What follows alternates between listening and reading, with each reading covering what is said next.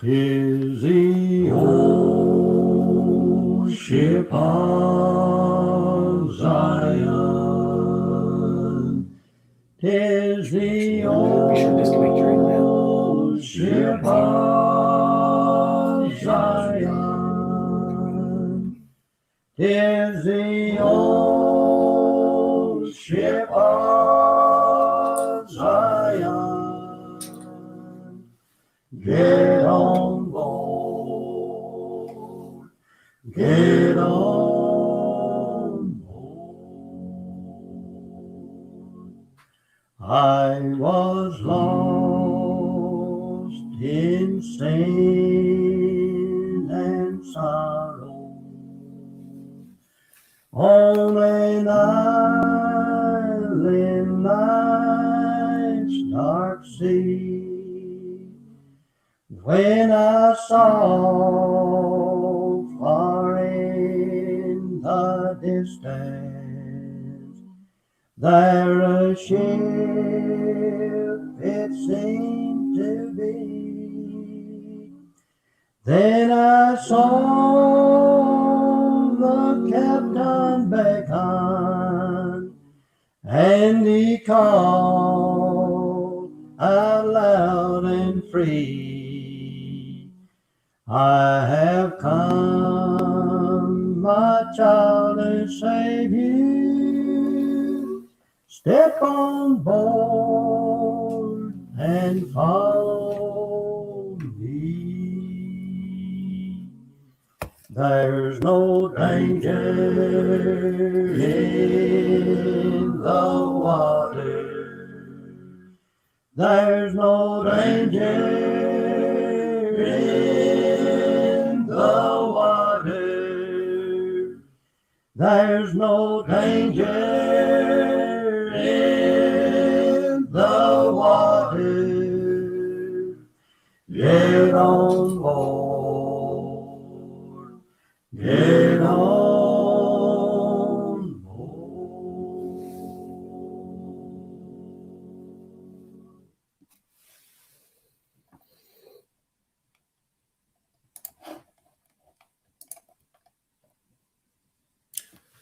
Good evening, everybody. Jeff Arrington here again, broadcasting to you live from Scott County, Virginia, in the community of Hiltons, Virginia. Again, here tonight, have a great show for you tonight with the Scott County Virginia Gun Owners Group. I see we've got 10 different folks that are so far online. We're going to have a good show tonight. Got a lot of interviews. Two special guests with us tonight. We're going to have Delegate Terry Kilgore going to be joining us, as well as Senator Todd Pillion. So who we got online? I see 223 DMR is here from Missouri. We've also got some Facebook users from Hiltons. Folks, just a quick reminder, if you're on Facebook, if you want your name to show up, be sure to share that through Facebook. There's an option there where you can allow this application to be able to show your name and we can see who you are. But I'm going to jump straight into it, guys, tonight and bring on our guests. So let's see if we can get them in the show here. Hello, everybody. So we got Terry Kilgore, Delegate Terry Kilgore, and Senator Todd Pillion. How you guys doing? Great, Jeff. How are you doing? You look like you're having a big fireside chat tonight. This is great. It's always the fireside chat. So we enjoy sitting here around the fireplace and having a conversation. It's really our honor to have you guys online. We know you guys have been working hard up in Richmond, representing us all there and doing a fantastic job at that. So glad to have you around the fireplace tonight to talk with us. Todd, you may be muted. I'm not 100% sure. Todd, can you test that audio again? You're muted, Todd. You must be muted, Todd. We do not hear you. So we'll let you kind of poke around there for a second, see if you can get that working. No, sir. Still do not hear you. He's muting it. Yeah, I see you muting and unmuting. I don't know why it's not coming through. Well, mercy me. Allow your mic to access it. That's all right. It was working there a minute ago. Yeah. Todd, if you have to, we still don't hear you. No, sir. You may have to drop back out. Just may want to shut that down and come right back on. While you're doing that, we'll let Terry introduce himself here, if that's all right. Terry, go ahead. Hi, it's great to be with you tonight, Jeff, and the Scott County Gun Owners. It's really good to finally get to be on your show. I heard a lot about it. I know you've been having other shows talking about our rights as Virginians. And first, what I want to say, Jeff, I want to thank everybody that showed up in Richmond. I'll tell you, if we did not have you folks show up in Richmond, we'd be in an entirely different place right now as it relates to House Bill 916 and the Senate bill that was put in. So, I mean, without your all's and the folks all over Virginia, without your participation on that day, I swear we'd be in a lot different circumstance. But that's what it's all about, is democracy in action. And I was so glad. My office is right on the beside, looking up at the Capitol. So I heard all day, USA, USA, and God bless America. It was great to see all our patriots up there. Excellent. Yeah, I think it was good to see. There was a lot of folks that was there that day. And so, Terry, you obviously got to have a lot of folks come and see you. Todd, is your audio working now? No. Oh, my goodness. I don't know what's going on. It worked there for a split second when you first came in. I know I heard it. We heard it. He's going to get on and get back off. But, we'll try it again. Go ahead, Jeff. But I'll tell you, there was still some bad stuff that passed this year, some bad bills that passed.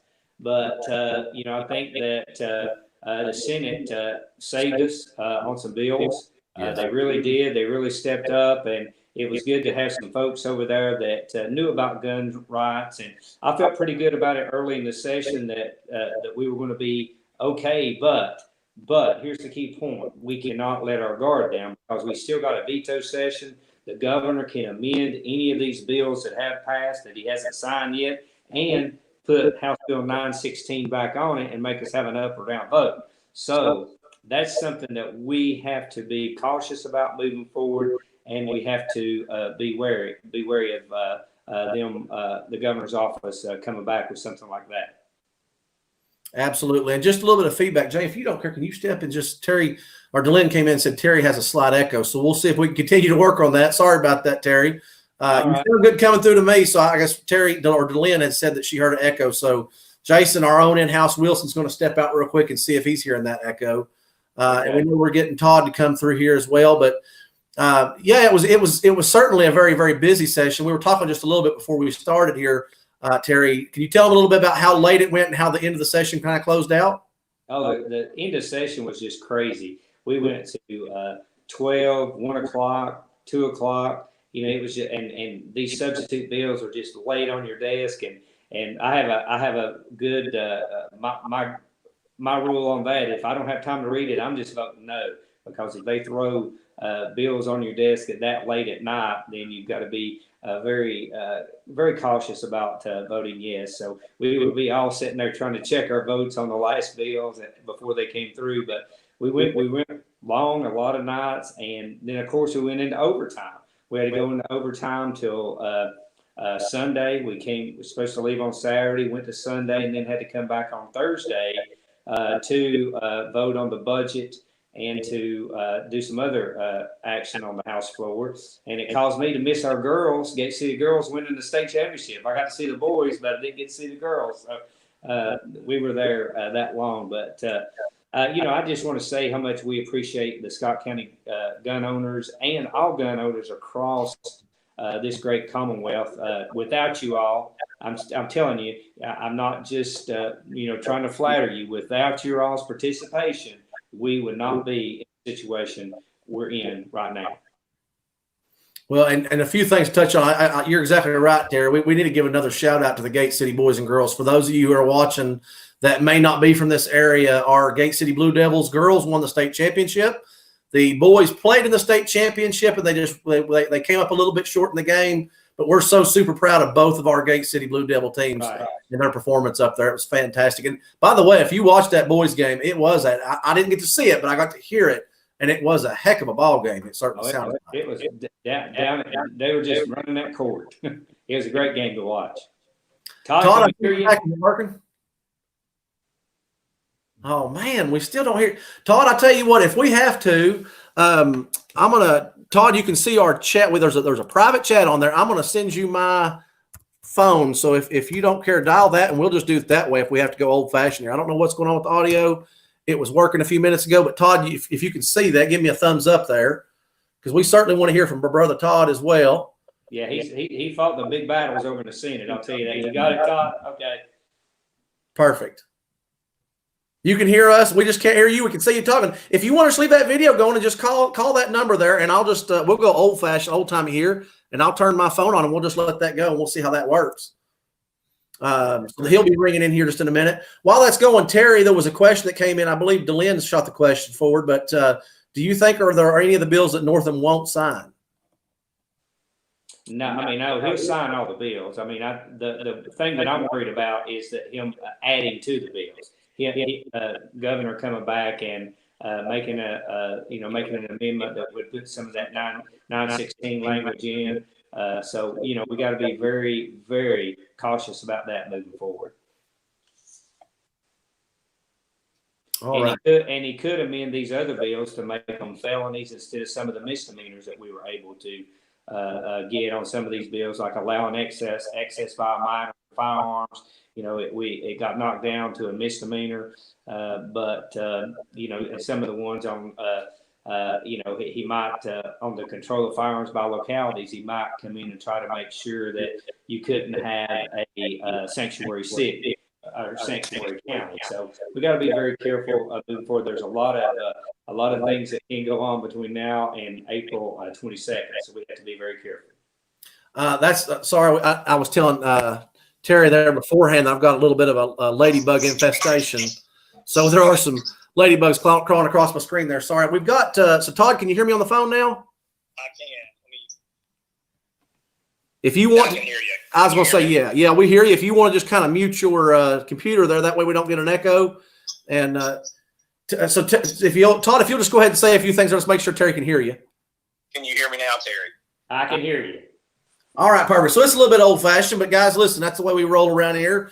We sometimes just got to make it work however it is. So we'll have Todd on the phone. But Terry, you mentioned there just a second ago about the fact that the governor can potentially change some of these things, and things that we got reduced to a misdemeanor can be leveled up almost in a sense. Can you explain that process? Because I didn't realize that could actually be done. What exactly power does he have there? Well, he has the power to either veto a bill. He has the power to sign a bill, veto it, or amend the bill. If he amends a bill, it comes back to the House or the Senate, whichever house it was the origin, and then it's voted up by just 51 votes in the House and 21 votes in the Senate. And he could do that. Am I correct, Todd? You are correct.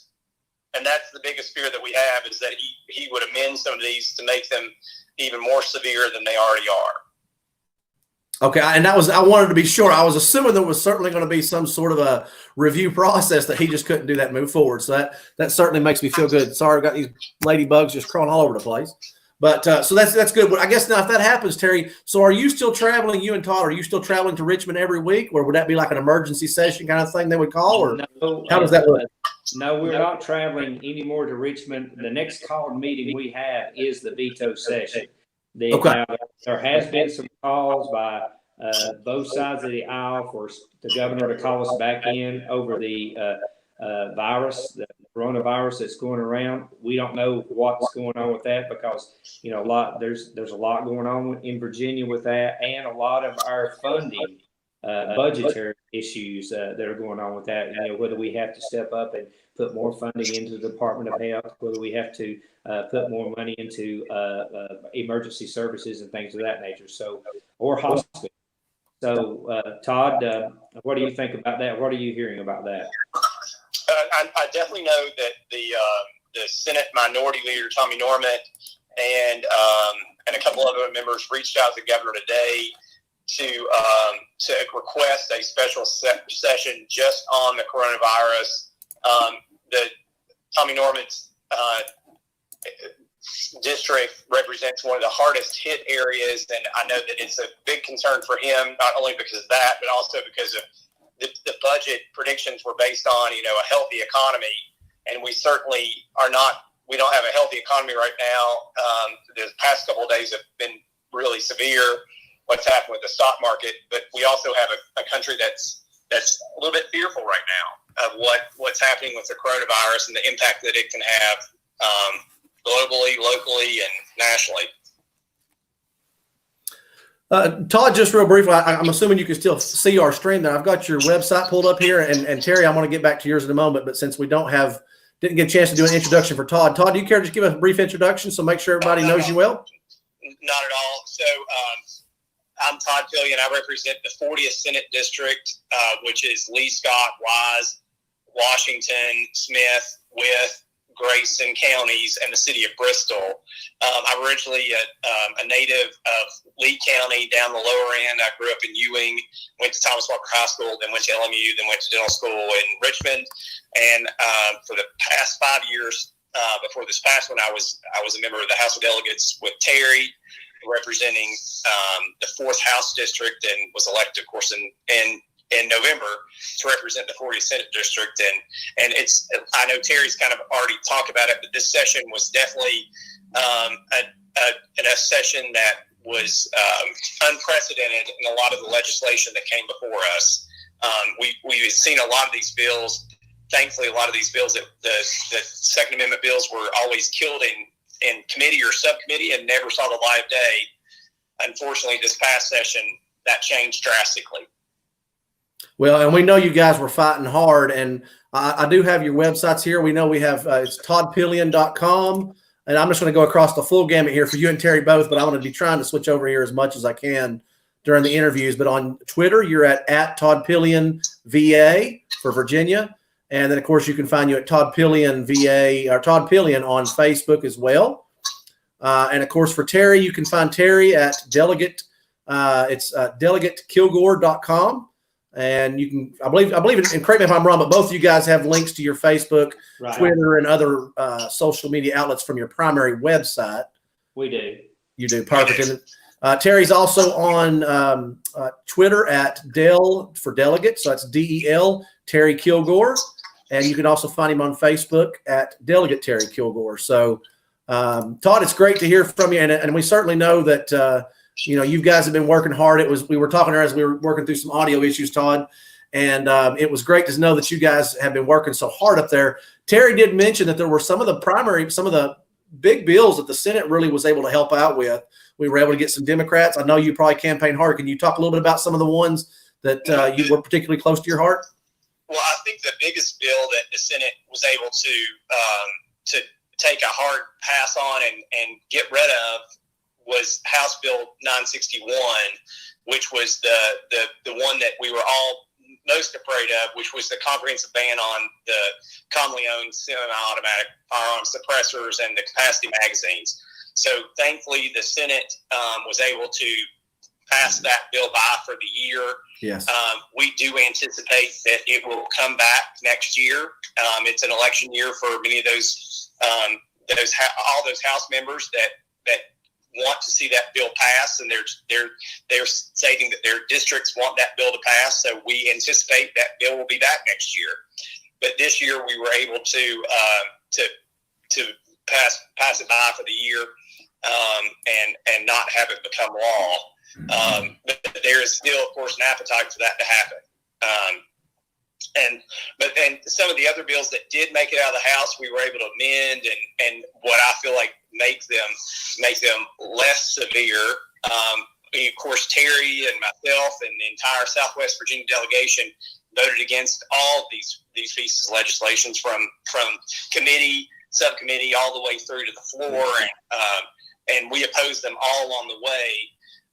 However, we've said it already, the elections have consequences, and when the odds are stacked against you and the votes are stacked against you, you try to amend those bills and make them as good as you can and for your constituents. Unfortunately, there's only so much that you have to work with on a lot of those. Well, and Todd, you mentioned it earlier, and of course I was talking to Terry, on the wall hanging here behind me. Every time I mention what I'm going to say what the left wants to call so-called assault weapons, I always point to this old muzzleloader on the back wall. It's a modern remake. I don't have a very, very old one on the wall here, but that's the original assault weapon. And I remind people that, assault is an action. a firearm is just a tool. And so I know both of you guys fought hard against the House Bill 961. I think that was one of our big wins for this particular session, was the fact that we were able to put that down. And I know you guys worked really, really hard. So thank you to both you guys. Again, we know, I remember there were particularly, you mentioned also some of the subcommittees. I remember particularly one with Terry. And Terry, I hope you don't mind, but your head was just buried in your hands, and you could see the frustration. So, and Todd, I remember in one where you were on the Senate floor, you were doing the same kind of thing. So I don't know if y'all want to chat a little bit about that, talk about that. Yeah, I mean, that was in the Rules Committee, and we were totally outnumbered 13-5. There's only 5 Republicans on the Rules Committee, and there was a lot of passing. That's the day they passed out the ban on concealed carry in the Capitol, the ban on concealed carry in the Pocahontas building, and that's basically what caused all the lines, all the backups, all the issues at the General Assembly building, that we couldn't get the public in. We had days there when the lines were way down the street, and it took you an hour and a half to get in to see your elected representative. And that's not the way democracy is supposed to work. Absolutely. Todd, do you have anything you want to add with that as far as people that visited with you? I mean, it was an uphill battle the entire session. We knew what we were going into, but I don't think any of us expected it to be as much as it was. And the one thing, Jeff, that really got us through is the support that we had coming from Southwest Virginia and from all gun owners throughout the Commonwealth that showed up and supported us and supported our efforts in Richmond. That's one of the victories that we had and that we saw, is that we had our citizens standing up for their Second Amendment rights like no other time in history, and we have to continue that momentum and build on that energy that we've seen the past couple of months, and we have to see that, frankly, in every election from here on out. We have to transfer that energy into votes. Otherwise, we're going to be defeating ourselves every single election. We turn out votes and to elect Republicans in Southwest Virginia, but we have to encourage our brothers and sisters throughout the Commonwealth to do the same thing in their districts as well, because from the volume of people that we saw in Richmond and the number of engagements that we had, we have to see that. We have to see that at the ballot box in all of the Commonwealth. Yes. If you don't care, I actually want to build on that comment and just to kind of give you guys a little bit quick story here. With the buildup of the Second Amendment sanctuary status, that's where that was the first time I was introduced to the other admins of the Scott County VA gun owners. I showed up at our local Board of Supervisors meetings, and I was one of the first to speak there on the particular topic. But that's how I got introduced to a lot of these guys.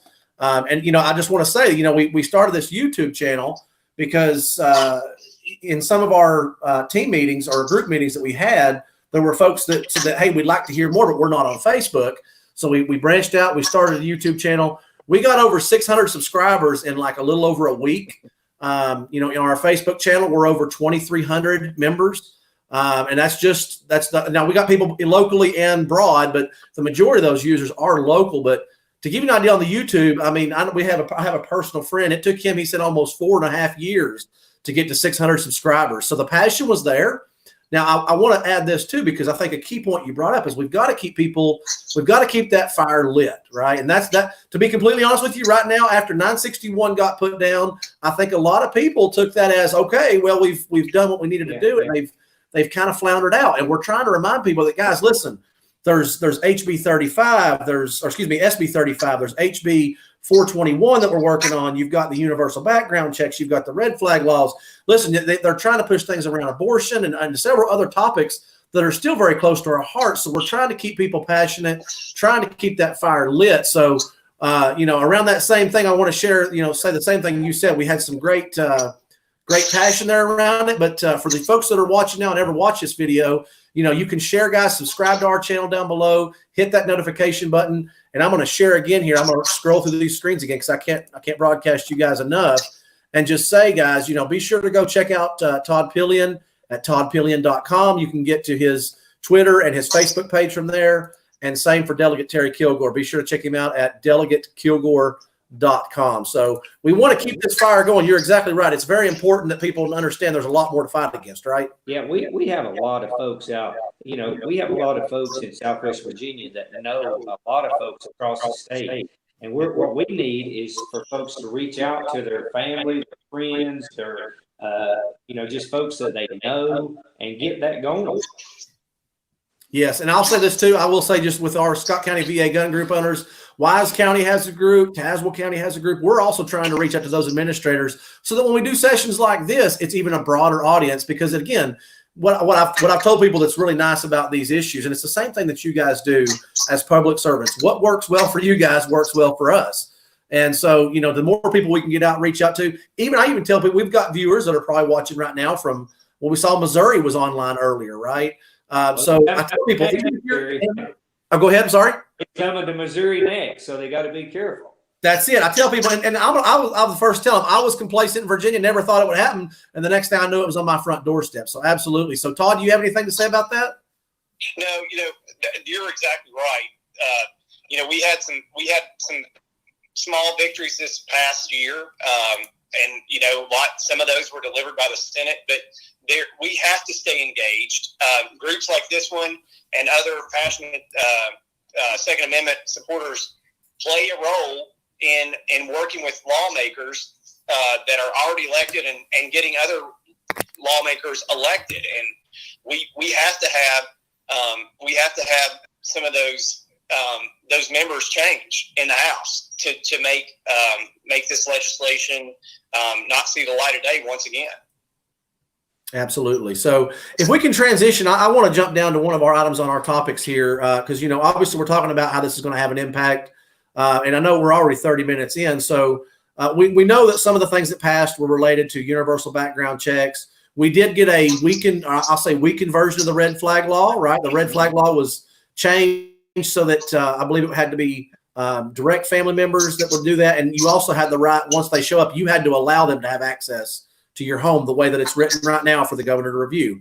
And I think that was a big success of the red flag laws. But I guess one of the things that I still have trouble with is, can you all explain, what does the legislative process look like, when the next vote comes up and we take back the Commonwealth, right? And I really believe we're going to, because the fire's been lit. What does that legislative process look like to undo what they've done? Well, what we have to do, Jeff, is first we got to run the campaigns. We got to get our vote, what's the difference between us being at 45 in the House right now and us being at 51 is only about 5,500 votes across this Commonwealth. So we can do that. So, but we got to get control of the House, and more importantly, we got to win this governor's mansion. If we can win this governor's mansion and finally get back to the governor's mansion, that's going to set the tone for us moving forward, and we can get a lot of this. We can defund a lot of these programs and things of that nature. So that's the key: getting the House back and getting the governor's office. Todd, that's exactly right. I mean, it all starts in November. And the change up will start. We need to send a message this November. We need to send a louder message the next November when all the House members are up for re-election. And then the following November after that is when we really send the message and elect a Republican governor. Amen. And that's when we start to be heard even louder. So every November we have to start sending messages that we're not backing down. We're not standing down anymore, and we're standing up and we're voting and we're turning out the electorate. Absolutely. And I'm going to repeat a message I've said on this channel several times for all of our viewers. Again, speaking back to that fact that it's easy to get passion going for 2 weeks. But I've spoken, people need to find those things that bring the passion out in them. When I think about the Second Amendment, I think about the fact that all of our fallen soldiers and sailors throughout all of time and who are currently serving us abroad, guys, they fight for our rights daily. And that brings passion to my heart. When I think about abortion, I picture as our silly, crazy governor talked about, setting a baby on a table and giving the doctor and the mother time to talk about what decides its faith. I think about that, and I think about those lives that are being impacted. Those are real lives that are truly on the line. And so, folks need to find those things, dig deep, find those things that give you that passion. And I've told people that November is our halftime. So for Terry, for Todd, for all of our folks, we've got Daniel Gay. We've interviewed him, like you mentioned, next November in 2021 November for the governor race. We need to find out whatever it is that gets those passions. And guys, we're going to be here. We're going to be trying to keep that passion going. So we really need to send a message. We need our president to win Virginia. If our president can win Virginia, then we can pick up, because if you're going to post a vote for Donald Trump, you're going to vote for our Senate candidate too. So we just got to move that forward and send a message that Virginia, we're not a blue state. And that's where you gun owners have to step up. And I saw gun owners up there that day from Fairfax, from Virginia Beach, from Richmond City, all walks of life. So that I think they awakened a sleeping giant, and that's what I saw that day in Richmond.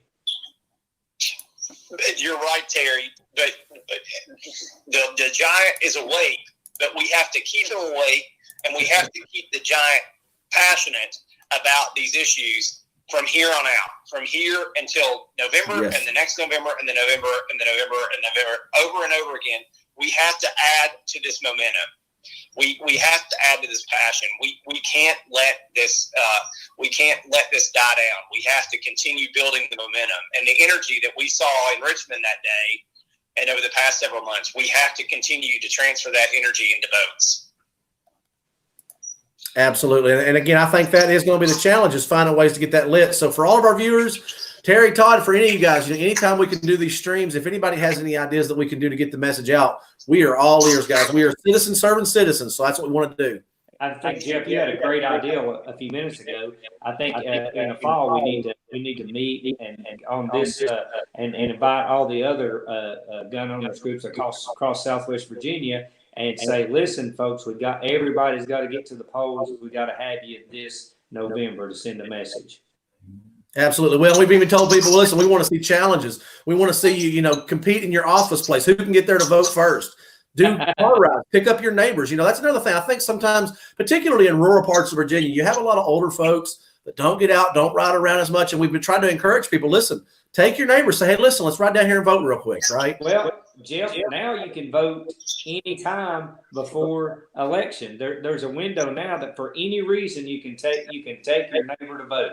So we need to get as many votes out there as they used to say. We got to get as many votes before that day, before election day. We got to get our folks in. So we can do that this time. And I think it's going to I think they miscalculate on that, because it's really going to help in rural Virginia getting folks out. Absolutely. Well, for you and for Todd, now my background is not in this realm of understanding when to vote. So as that time comes, if you guys will let me know, sure, I can totally get the message out, and anything we can do, we are here to try to help and get on board to make sure that we take back our Commonwealth that we all love. And right now, Jeff, what you can be doing right now, and what everyone else can be doing, is asking people if they're registered to vote.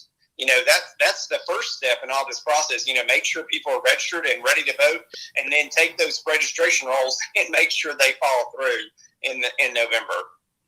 Absolutely. Yeah, we've been trying to get some registration events. So on that, Todd, that's a perfect point. That's the main message we've been telling most of our folks is, guys, if you're not registered to vote, get registered to vote. If you know someone that's not registered, encourage them to get out there and get registered to vote.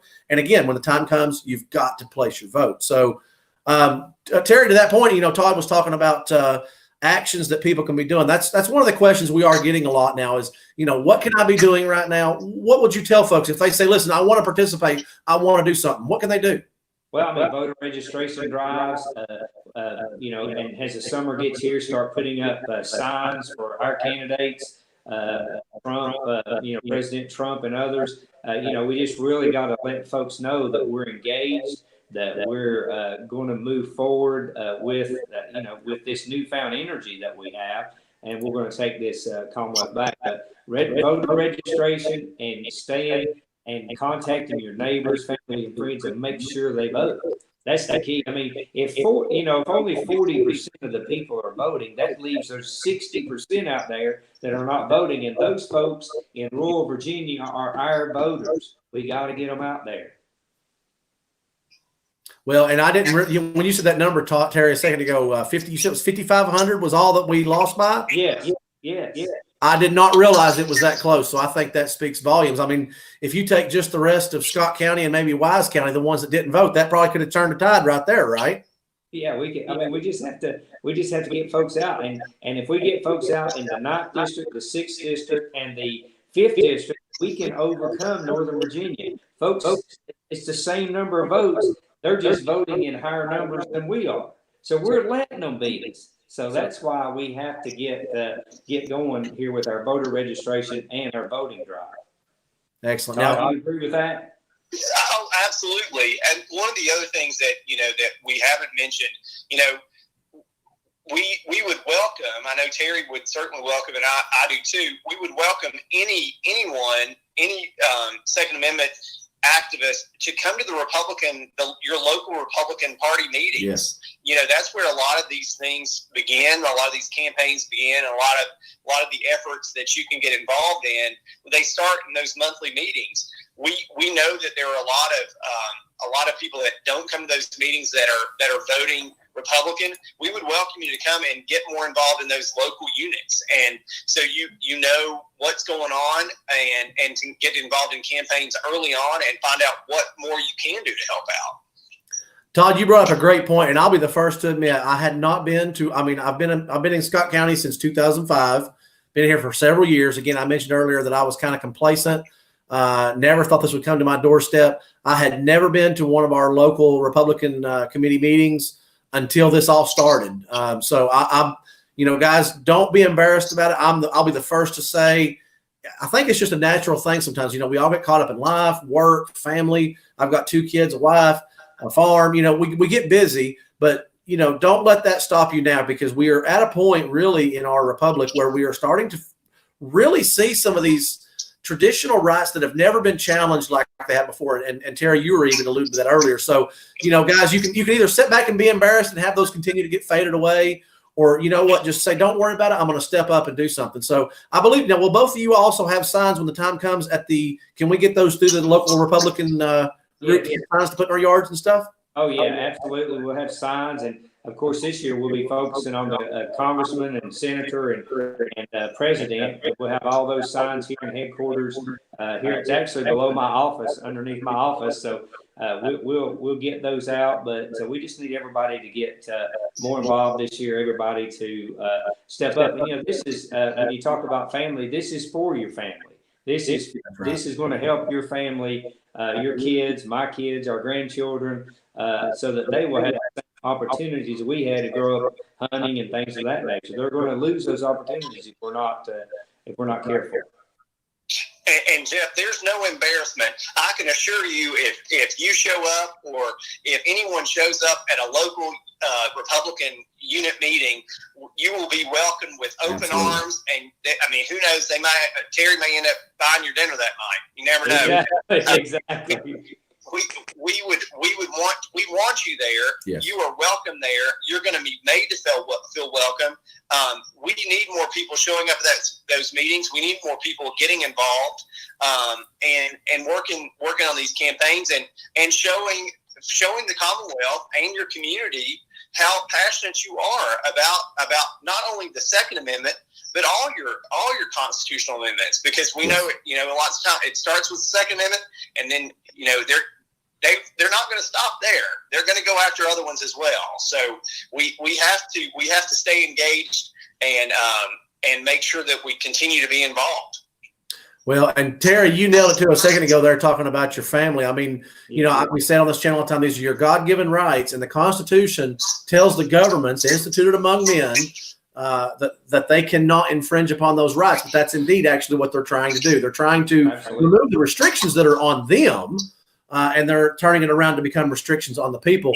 And again, you mentioned our children, our grandchildren. These aren't changes it's not just like, hey, we're going to do this tax law for 6 months or for 10 years. This is from now on. right? That's exactly right. And we all know history. If you don't know the history books, you can see time and time again when it comes to things like the Second Amendment, which will then lead to maybe the Fourth Amendment or the Sixth Amendment or the First Amendment. We already know, for instance, I was on a panel here just a couple of weeks ago, and a lady was from the UK, and she was talking about how in the UK, it's so foreign for an American to think that you can make a tweet, and then the police might knock at your door the next day and arrest you because you said something that didn't agree with them. And she said that's literally what's happening in parts of the UK in some of those instances. So we're heading that path, and we've got to take the action now to cut that off. Absolutely. So that's great information on both of you guys. I think that tells folks what they could be doing. Getting people to register, continue to spread the message. That's what we're going to continue to do, and we'll remind people. And Terry and Todd, if you guys will also remind us, we'll reach out to the folks that watch and listen and remind them as well. Another question for you guys: what would be just kind of a key message that you guys would say? What should they be focusing on? I guess so. You mentioned there, Terry, earlier that the governor will be potentially signing these, and we'll try to make sure people have the information if he tries to amend any of those. But going out through the rest of the year, the next session doesn't start till January next year, right? Right. So we mentioned voting. We mentioned getting people registered, checking with your local Republican parties. Are there any topics of interest that you guys think we should be focusing on?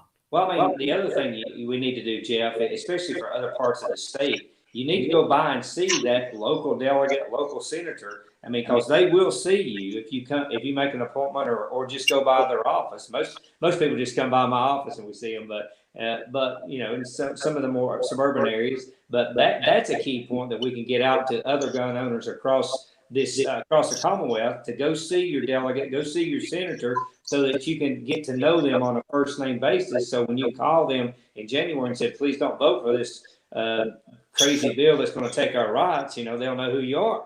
So that's key right there. That's a great point. Todd, do you have anything to add to that?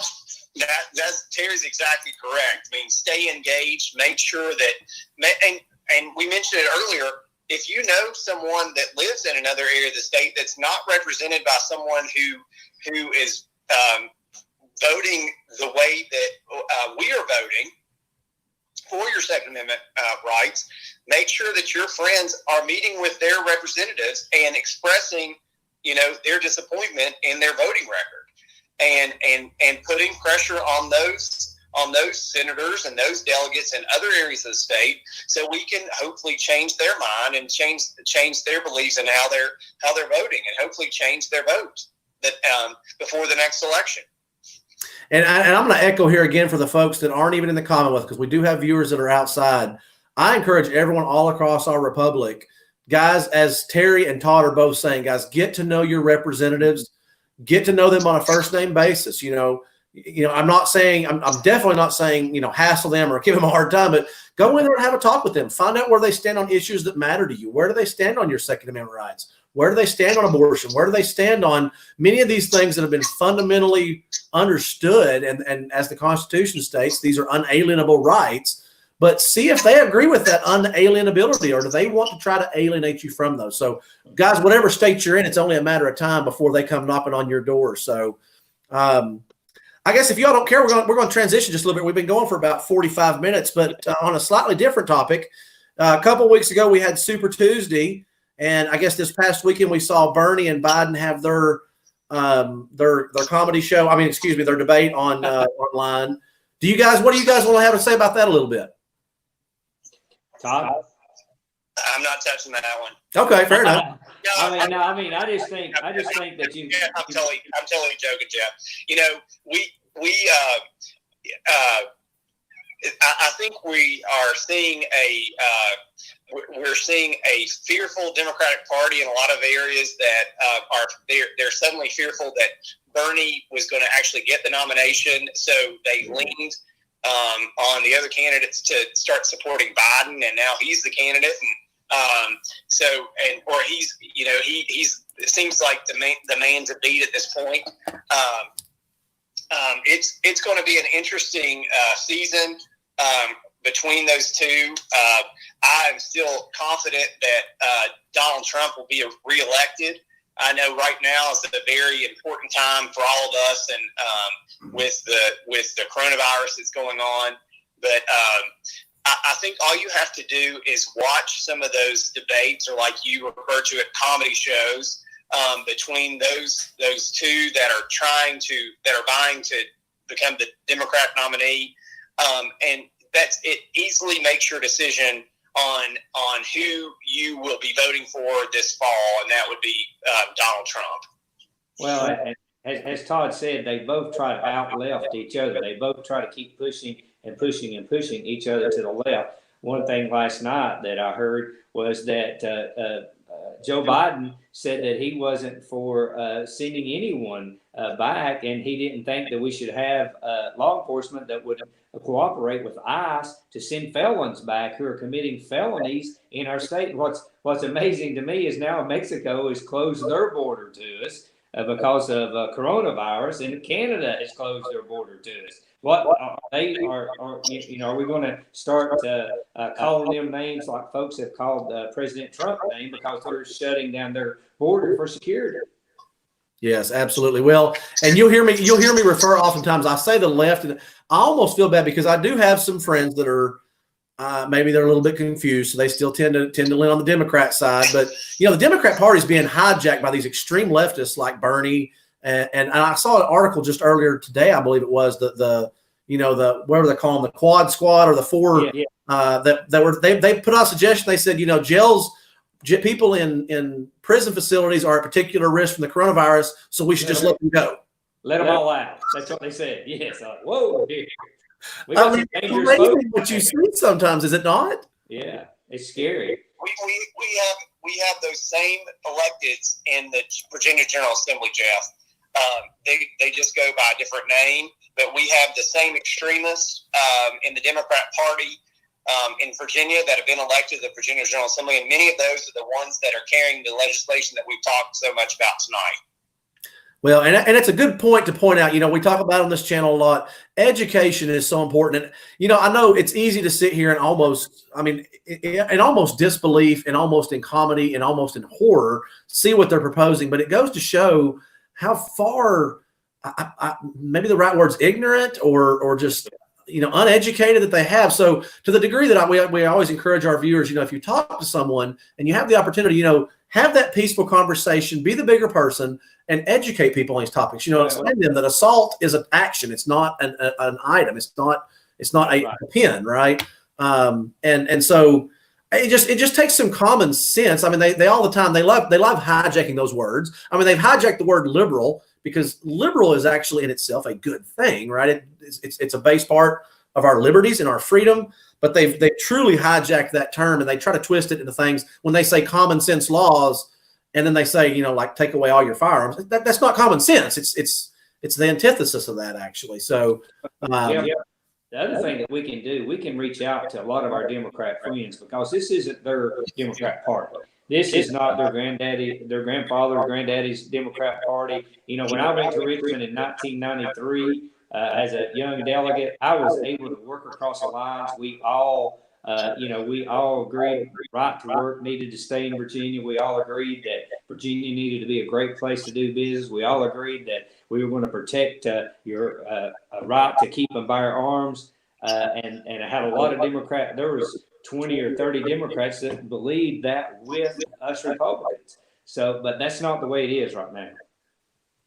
I think you hit it right. It's not their grandfather's Democratic Party. And we've seen several, even here in Scott County, we've seen several Democrat friends. I've had some talk to me. They said, listen, I'm still a registered Democrat, but I'm not going to vote Democrat in the next race. And so, of course, I try to encourage them to go ahead and change their party affiliation. But that's another stepping stone that maybe they're going to have to deal with. But we're hearing that consistently. So that the Democrats are being hijacked. And I think that's a very important point to bring up. Todd, do you have anything to add to that? I think you're exactly correct. I mean, I think that the Democrat Party, like Terry had mentioned, they're racing to the left, and I think there are still some Democrats that are thoughtful and are definitely not where some of the extremists are in their party, and we need to nurture them into coming to our way of thinking. and making sure they're supportive of the things that we are supportive of as well. Because we know that, like Terry said, this is not their granddaddy's Democrat Party. That party left a couple years ago. And you touched on an important point there. They bring a lot of passion with them sometimes. But, a comment that I've said to a lot of people say, well, they're so passionate and they must be on to something. So what they're proposing is good. And I remind them, I say, listen, guys, most people alive today weren't around whenever Hitler did his presentations, but you can go watch them. And I hate to use the analogy, so please pardon the analogy, but he was very passionate too. So I try to explain to people passion and ignorance can be very, very dangerous. And I can respect their passion, but there's got to be some calm and some reason to what they bring as well. So you kind of touched on that a little bit about the passion that they bring. I really admire some of the passion that some of them bring to it, but we can't be blind about that, right? We've got to go in eyes wide open, understand the impacts. To your point, Terry, you mentioned earlier that the bill came across that, if you didn't know what was in it, you just voted no. I think that's a tremendous idea, because why change what you're doing if you don't even know what you're going to be putting forward? So I think that's a great point as well. Go ahead. Talk a little bit about the coronavirus and what we're hearing and all that, so we can give your viewers updates on that. Absolutely. I was going to say we're at the 51-minute mark. We're going to try to wrap this up in the next 10 minutes. So, yeah, what can you guys tell us about the corona? We've not had a recent video, so what can you guys share with us? Todd, you want to go ahead and you're the healthcare provider. Since we're at the 51 mark, that's how many actual affected cases that we have in the Commonwealth as of now. We've had 2 deaths, one today. Both deaths were on the peninsula side of Virginia. Both were in their 70s. We know that it's a virus that affects everyone, but it certainly affects the elderly more severely.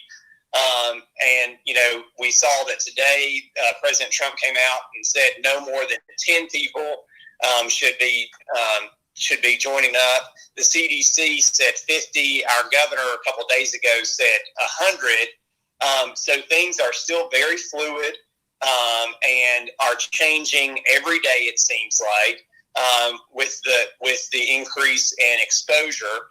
There are still plenty of tests that for the coronavirus that are available in the Mount Rogers Health District, which is basically all Southwest Virginia, and I know, and not just Mount Rogers, but all of the Southwest Virginia counties have those tests available. One thing that I can't stress enough is that, and Helena Wisco have them too, but one thing that I can't stress enough is that if you feel as though you have been exposed or you are a potential victim of the coronavirus, you've been exposed to it, or you feel like you have those symptoms, the best thing and the most prudent thing that you can do is call your healthcare provider or call your local hospital prior to just showing up at the ER to be tested.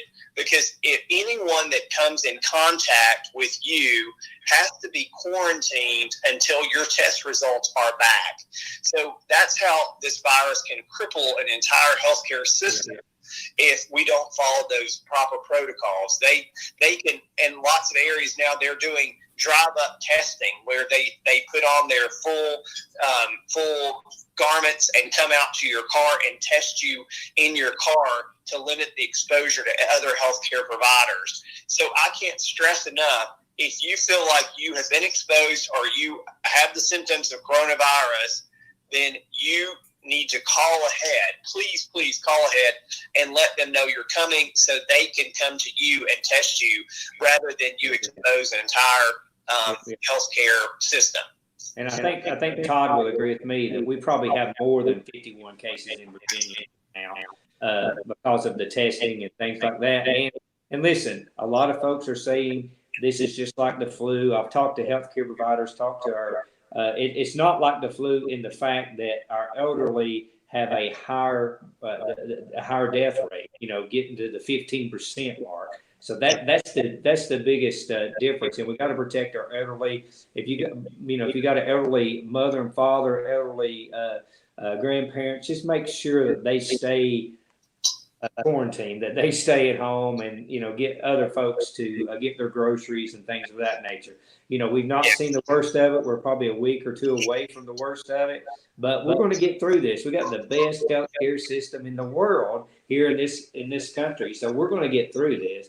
We just got to buckle down right now and do it.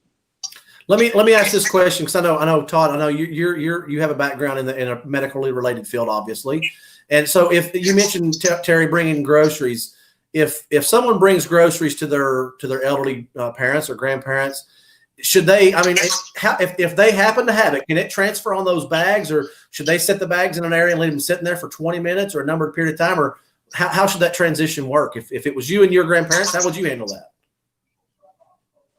Todd. Okay. I would. The first thing, like Terry said, the first thing I would recommend is anybody 65 or older to stay indoors. That's the first thing that I would recommend, and I would hope that they had enough supplies to get through several days. If you are delivering groceries to someone, I would recommend leaving them outside, because we carry a lot of germs on our shoes. I wouldn't wear shoes inside. Certainly, if you have any inkling that you've been exposed to the coronavirus, do not come in contact in any way with the elderly. Stay away. Have someone who is asymptomatic and has no type of exposure to the coronavirus. Deliver those groceries to those grandparents. We are locking down our schools, and we're limiting our contact for a reason. Like Terry said, the death rate is very severe for the elderly population, and that's why we have to follow these proper protocols and limit exposure. So we're very fortunate that Southwest Virginia hasn't had any positive tests yet. And we've only had one positive test in Sullivan County, Tennessee. But, that's just like Terry said, we're waiting on test. Yeah, and it's just a matter of time. Yeah. I pray that it's not, but I'm afraid that it's just a matter of time until we see some more of these positive test results come back. So in the meantime, I would just limit the exposure. That if you can stay indoors, stay indoors. If you can convince your parents or your grandparents to stay indoors, certainly do that. And have them, if you're going to be delivering something to them, leave it outside, or make sure that they wipe. You can certainly clean the things that you're bringing to them, or they can clean them when they receive them. So just wash your hands. Soap and water is the best defense in this situation. All right. Absolutely. Okay, so if you guys are okay on time, I know we've and I didn't mention it so far, but we do have our own Wilson is in the house tonight. So. Yeah. Terry or Todd, I don't know if you ever watched Tim the Toolman Taylor on Home Improvement, but we do have Jason. He's our own in-house Wilson. So, Jason, just real quickly, I know we're right at the hour mark, but were there any questions that came across that would be good to touch on? Well, I think we were all good. Everybody just got some real good information. No, I think the questions were pretty good. Okay, excellent. And I should have gave a shout out to Jason earlier on, but one last question I do have for you, if you don't care, was one more thing on the coronavirus. So. I know we're hearing it some, and people can certainly go out to the CDC website, I believe, to get some good information, has some numbers. But just real briefly, in case people haven't heard already, what type of what's the word I'm looking for? What's the word I'm looking for? If you have a cold, if you sneeze, what type of side effects or activities would they? Would you have? Yes, thank you. So fever, dry cough.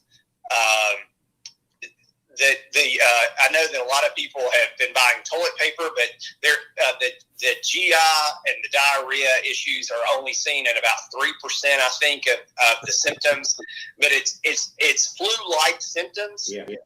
So fever of unknown origin, dry cough, those are the biggies that we're looking for. And again, and what, Terry? Your lungs and having trouble, difficulty breathing is a big one. Difficulty breathing, that's right. So so what I would recommend, like you said, would be go to the CDC website, Jeff, but you can also go to the Virginia Department of Health website. They have daily updates and sometimes hourly updates on statistics in the Commonwealth. They also have on local information that will guide you through each locality in the Commonwealth and where you can go to be screened and treated. Those are the CDC and the Virginia Department of Health websites are some of the best websites that you can go to. My actual ToddPillion.com has a lot of those websites listed and those contacts that you can go on to, and you can utilize that post. I actually have a tag on my website for coronavirus, so you can always go on there. And if you have any concerns, any questions, please don't hesitate to call my office or Terry's office, or reach out to either one of us on Facebook. Send us an email, give us a call. We'll be happy to facilitate as much as we can. We want our constituents to be as healthy as they can possibly be, and we want to make sure that we're doing our part, and each of us is doing our part to prevent the spread of this disease. Absolutely. Well, Todd, and I just want to re-echo what you said earlier. I think that was a great point. If you think you have it, don't just walk into your doctor's office. Don't just walk into the hospital. Call ahead. That's actually something I've not heard pushed a whole lot, and I really, really appreciate you bringing that up. I hope all of our viewers keep that in mind. Guys, if you're going to go get tested, call ahead. Work with the medical office, whoever it is you're reaching out to. They may test you in the car. They may tell you a certain time to come in. Try to work with them. Let's try to limit these exposures to anybody else. So closing thoughts. Terry, do you have any closing thoughts? Jeff, thank you for this venue. Thank you for hosting us tonight. And we look forward to doing this again soon. And hopefully we can invite others to get on from other parts of Southwest Virginia and have a really, really big one next time. So this is great.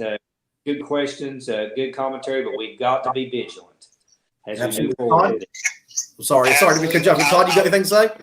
I would echo the same thing that Terry said. You know, it's groups like this one and people like you that keep us engaged and keep us feeling like we're supported, and that keeps the fires burning inside us, and that also keeps people passionate about what we are doing to change the path of the Commonwealth. Absolutely. Well, I will tell you guys, we certainly talk about you guys quite a bit on our channel, just to be honest. So if you go back and watch any of our videos, you'll certainly hear us talk about our local representatives, Todd and Terry. So we talk about you guys quite a bit. So anything we can ever do to help out, you guys definitely have our support. We know you guys have been working hard. You worked hard this past session, and we know you guys are going to continue working hard for us. So thank you guys for your service. Thank you. And Jeff, I hope the next time I'm on, you actually get to see me and not just hear me. We'll definitely get you on. And if y'all don't care, so one of the things we do on this channel here is we're wrapping this down. I'm going to close out with a word of prayer, and I have a verse of scripture I actually want to share. But for Terry and Todd, what we'll do is once we shut down here in a minute, you guys will stay on the backstage, and I'll say goodbye to you guys here in a second. But I'm going to close out with a verse of scripture here. This is coming out of the book of Joshua, chapter 1, in verse 9. I actually saw this particular verse floating around a little bit, but I think it's really, really good. And it touches to the point with things in the coronavirus. It says, "Have not I commanded thee? Be strong and of good courage. Be not afraid, neither be thou dismayed, for the Lord thy God is with thee whithersoever thou goest." And I think the point there is, let's don't move forward with a mindset of fear. We certainly have some attacks coming on us from our rights. We have this coronavirus going. If we just go forward with a fearful mindset, that's not going to help us. Let's have faith in God. Let's truly use some common sense. Let's wash our hands. Let's limit our exposures, particularly to those elderly. And let's just remember to be courageous and keep our faith in God. And I think that's going to be something that we can all certainly use. So if you all don't mind, I'm going to close this out real quick in a word of prayer. Dear Heavenly Father, God, I just want to thank you, Lord, for this day. Lord, thank you for this opportunity, God, once again, to just have an opportunity to have some dialogue and a good conversation, Lord, with Delegate Terry Kilgore and Senator Todd Pillion. Father, just want to ask that everything that we do here, God, as we always try to do, we say, Lord, that whatever is said and done, Lord, let it be something that glorifies you. God, these things that are important to us, these rights, God, these are rights that you gave us. God, it says these are God-given rights. They are granted to us by our Creator, Lord, by you. And Father, we just ask that you would just bless that what we're doing here. Let the words that we say and the words and the message that people hear, let it be, Lord, what they need to hear. Let it light that fire in them, Father, so that they know that when the time comes, Lord, they stand by you. They stand by you with their vote, Lord. They stand by their representatives that will vote for the God-given rights, the way that, God, you want it to be for us. Father, we ask that you put a particular blessing over the entire world at the moment, Lord, with this coronavirus, Lord. No matter what the scale be, God, we know you're in control, but God, we just ask that you just let people use some common sense. Be patient. If they don't believe in it, if they think it's silly, Lord, just let them be compassionate to others, as it talks about in Corinthians. Let them have that compassion and that love for their fellow man, and be respectful, Lord. If they understand exactly, Lord, the extent we know we are people that are dying from this, God. And if it's one person that dies, Lord, that's one person that leaves this world, Lord, maybe before they could have. So, Father, we ask that you watch all over those that are sick and afflicted, Lord. Any of our viewers, Father, just ask you watch over them. Lord, if you would do a particular blessing on Delegate Terry Kilgore and Senator Todd Pillion, Lord, watch over them. Give them that cloak of comfort, that cloak of protection, Lord, and that cloak of courage, and just, Lord, continue to give them what they need, Lord, to do your bidding here and our bidding here, Lord, on this earth, Father. And Lord, we just ask again for all those unspoken prayer requests, Lord, wherever they may be. You know our hearts and minds, Lord, better than we even know ourselves. So all these things in Jesus' name we pray. Amen. Amen. All right, Terry, like I said, we'll shut this thing down. A real quick message. So you guys did mention earlier about the limitations on groups. So our church actually this weekend is going to be the first time we're going to use this a very similar venue to do a remote church session. So my father-in-law is going to be sitting in front of the fireplace here this coming Sunday, and we'll be trying to get this going for our local Darthula Baptist Church. So we're going to continue to do that. But again, Terry, thank you very much. Todd, we'll definitely make sure next time we get the video working, we'll do some test sessions beforehand and make sure we get that working and operational. Thank you. Guys, thank you again. To everybody out there, guys, as we always close out, we always say stay safe, fight the good fight, keep your firearms close, guys, but keep God close. Thank you all. See you all.